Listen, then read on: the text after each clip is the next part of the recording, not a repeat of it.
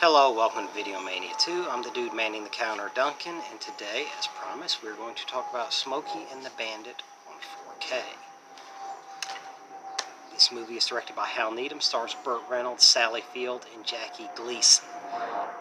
The cast is great, and this movie is a classic American road movie and is a ton of fun, and the performances match it, and you can tell that everybody was having fun making this thing.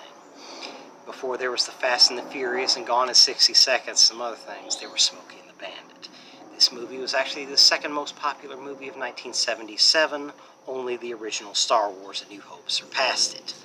So, let's dive into the plot, which is very simple, and this movie picks right up.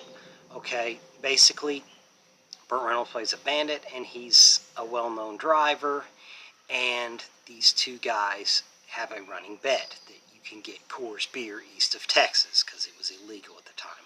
I guess they considered it bootlegging.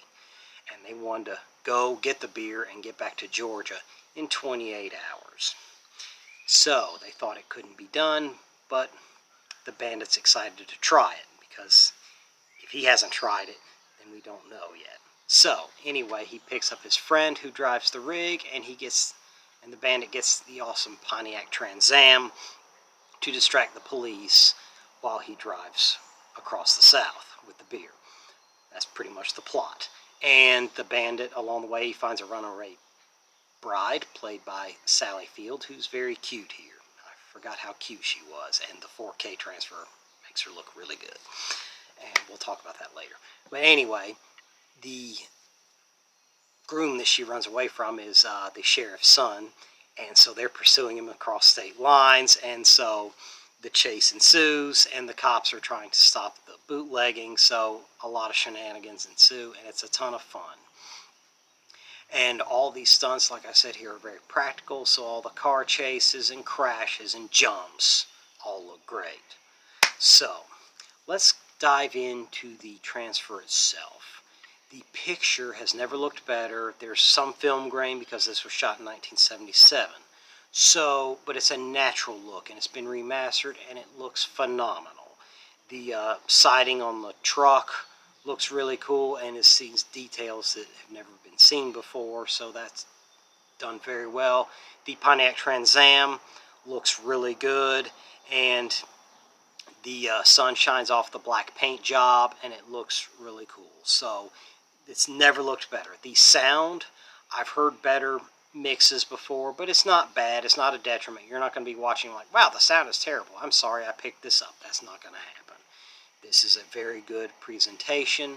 It's the best presentation of this film.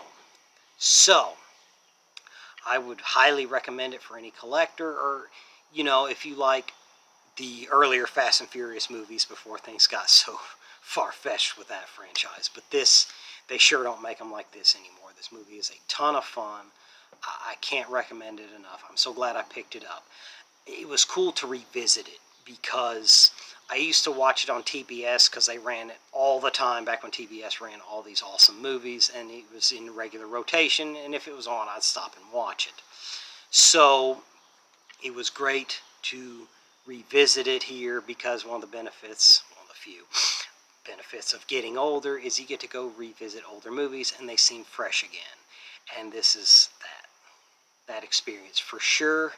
And the thing I will say is they sure don't make them like this anymore. So let me know in the comments if you're interested in picking this up, or you already have. And also, if you like older movies with practical effects for the most part and original stories and stuff, old throwbacks, give me a like and subscribe. I'd really appreciate it. We're trying to grow this thing, learn about these old movies, and some of them that are getting their due now are getting released and have never looked better. So if you're into physical media collecting and older movies, please consider giving a like and subscribe. And until then, see you next time.